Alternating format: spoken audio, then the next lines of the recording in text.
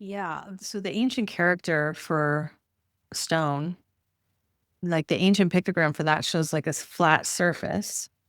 And it shows this thing dipping down into the flat surface. And then there's like this ball crystallizing under the flat surface. So what the pictogram is trying to say is a stone is something that sinks down into the deeper place and crystallizes down into the deeper place.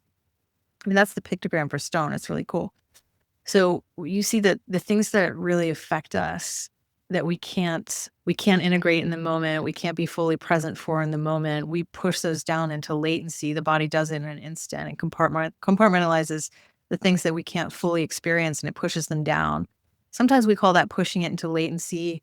Sometimes we call it pushing it into the daimai. There's like this whole receptacle in our pelvis where we can push trauma, which is just anything that we couldn't fully experience in the moment.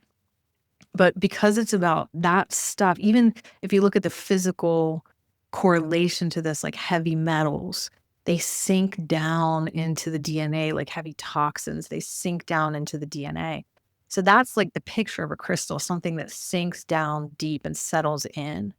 And that's why those things, we have a hard time healing them. Many of those things like chronic disease, autoimmune disease, cancer, etc., like we're told by Western medicine that it's not curable. There's no cure for this. Like Western medicine can't even get down enough to that level to cure those things. My friend was just told her cancer is not curable.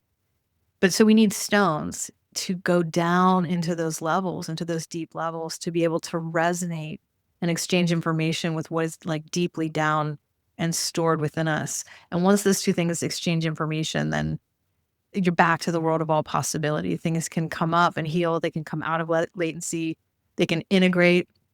Presence heals everything. Actually, presence is the thing that heals anything from any timeline in any moment. You just have to be in the moment. Presence will always heal anything. The thing is that when we, come into this lifetime, we call it cosmic Jing sometimes or ancestral Jing. These are basically just like, what did we come in with? We came in with all this stuff from our parents and our ancestors. We come in with all of that stuff. That's what we call the ancestral Jing. And then we also come in with this load of programs related to where we're born, the time that we're born, what was going on in the stars and planets when we're born, what was going on with the sun when we're born, what was going on with the collective when we're born. And we upload all of that in the moment that we're born as well. And it becomes like our own unique ego self identity.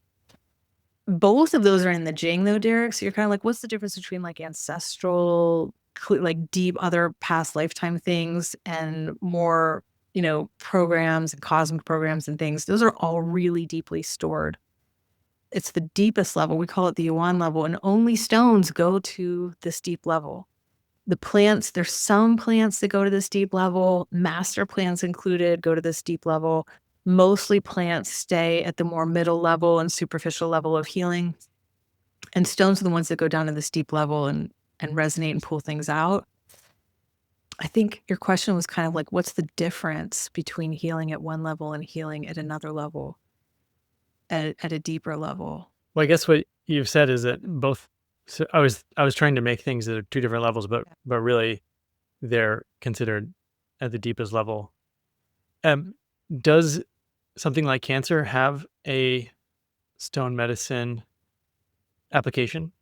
Yeah. Or is there stones that can help with cancer? Yes. And there are also herbs that can help with cancer and acupuncture and all of these things. Like those things can get down to the deepest level.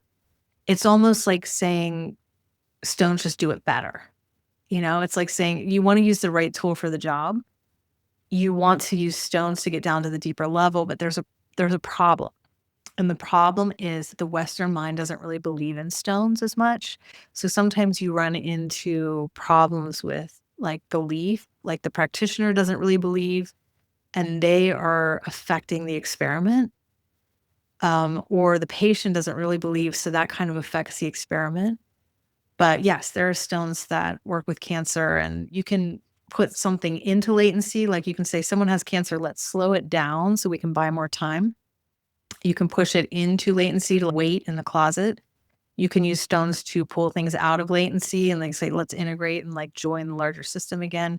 You can use stones to say, let's pull out ancestral trauma, or you're starting to feel these tinglings on the outside of something that hit you after your mother's death that kind of like flung onto you. So you can use stones to kind of like pull that out of the closet or latency. And these are pretty deep processes. And one thing also about stones is that they do, in general, they take a little more time. Like we know that if you want to work at that deep of a level, you want to give yourself like 3 months to 2 years even to be working with one stone.